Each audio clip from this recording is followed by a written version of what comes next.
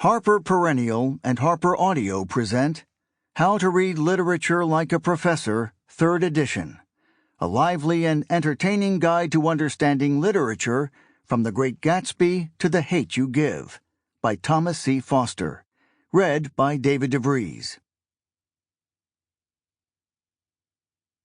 A note before we begin.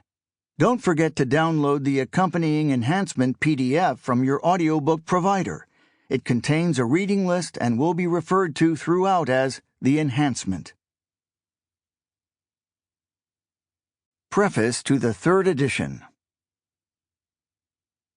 The amazing thing about books is how they have lives of their own. Writers think they know their business when they sit down to compose a new work, and I suppose they do, right up to the moment when the last piece of punctuation gets planted on the final sentence. More often than not, that punctuation is a period. It should be a question mark, though, because what occurs from then on is anybody's guess. The classic example is the writer whose best book goes thud upon release. Think Herman Melville or F. Scott Fitzgerald. Melville must have thought after finding large readerships for earlier novels that The Crazed Search for the White Whale would be a smash. It wasn't. Nor was Fitzgerald's tale of a romantic dreamer trying to rewrite his past. The Great Gatsby is so much subtler, so much more insightful about human nature and its historical moment than his earlier books that it is almost inconceivable that his huge audience turned away. On the other hand, maybe that is why it turned away. Successfully predicting the coming calamity looks a lot like an excess of gloominess, until the disaster arrives. Humankind, observed Fitzgerald's contemporary T.S. Eliot, cannot bear too much reality. In any case, Fitzgerald lived only long enough to see his books largely out of print, his royalties non-existent. It would take another generation for the world to discover how great Gatsby truly is, 3 or 4 times that for Moby Dick to be recognized as a masterpiece. There are also tales, of course, of unexpected bestsellers that go on, as well as flashes in the pan that flare up but then die out without a trace. But it's the Moby Gatsby kind of story that compels our attention. If you want to know what the world thinks about writers and their work, check back with us in, 200 years or so. Not all stories of publication switchbacks are so stark. We all hope to find an audience, any audience, and we believe we have some idea who that will be. Sometimes we're right, sometimes we're all wet.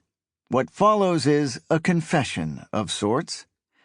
The customary acknowledgments and thanks are typically placed at the back of the book. I wish, however, to recognize one special debt of gratitude to a group whose assistance has been monumental. Indeed, without them, this revision would not have been possible. A number of years ago, when I was drafting the original, I was pretty clear on the audience for my book. She was a 37-year-old returning student, probably divorced, probably a nurse, forced back to coursework by changes in the licensure rules of the profession. Faced with the prospect of obtaining a bachelor's degree, she chose to follow her heart this time around and pursue a degree in English. She had always been a serious reader, but she had felt that she was missing something in her experience of literature, some deep secret her teachers had known but not imparted to her. You think I'm kidding, right? I'm not. Teaching at a branch campus of a famous university, I would meet students who chose to retool their careers or were forced to by layoffs at General Motors again and again and again. One of the great things about teaching at the University of Michigan-Flint, as opposed to the University of Michigan, is ceaseless contact with adult learners, many of whom hunger for more learning.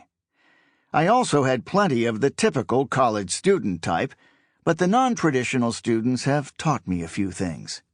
First, never assume anything about background experience.